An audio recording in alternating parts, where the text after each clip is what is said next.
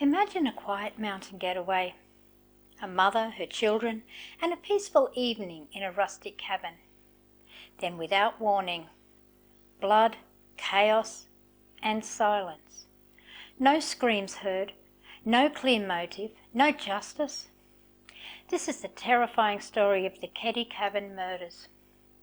It was April 11th, 1981, in the small secluded community of Keddie, California. Nestled in the Sierra Nevada mountains, Keddie was a fading railroad town, mostly quiet, mostly forgotten.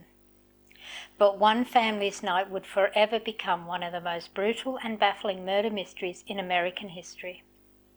Glenna Sue Sharp had moved to Keddie with her 5 children to escape a troubled marriage. They lived in Cabin 28, small, basic and modest. That night, Sue was home with her 14-year-old daughter Sheila, her 12-year-old son John, and John's friend, 17-year-old Dana Wingate. Sheila, however, had gone to a friend's sleepover next door. The next morning, Sheila walked back home, and what she found inside Cabin 28 would haunt her forever. The living room was soaked in blood. Sue, her son John, and Dana were all dead, brutally bludgeoned and stabbed. The scene was gruesome, multiple weapons used, including a hammer and knives. The victims had been bound with electrical cord and medical tape. Blood was everywhere on the walls, furniture and floor. It wasn't just murder, it was slaughter. And the strangest part? Sue's 2 youngest boys, Rick and Greg, ages 10 and 5, were found alive, asleep in the next room, completely unharmed. A friend of the boys was also with them. None of them reported hearing anything during the night.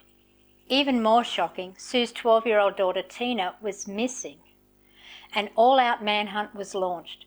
Police and volunteers searched the woods, questioned neighbours and chased every lead. The cabin was torn apart looking for clues. But in the chaos of the investigation, mistakes were made. Evidence was mishandled, the crime scene wasn't properly secured, and the list of suspects began to grow. Investigators zeroed in on 2 local men, Martin Smart, a neighbour of the Sharps, and his friend Bo Bobedy, a drifter with a criminal background and rumoured mafia ties. Martin was known to be violent and had a troubled marriage.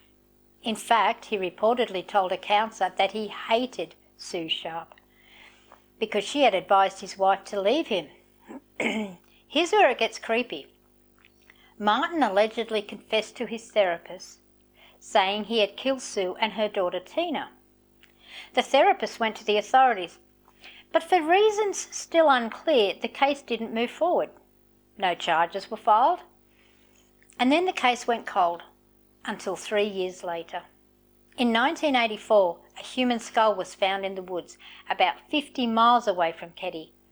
Nearby was a child's blanket, clothing and a small jawbone. Dental records confirmed it was Tina Sharp. Her remains were left in the wilderness, exposed to the elements for years. The cause of death was never determined, but her murder was now undeniable. Still no one was arrested. Over the decades, the case faded into mystery. Cabin 28 was eventually demolished in 2004, but the bloodstains, photographs and theories lingered.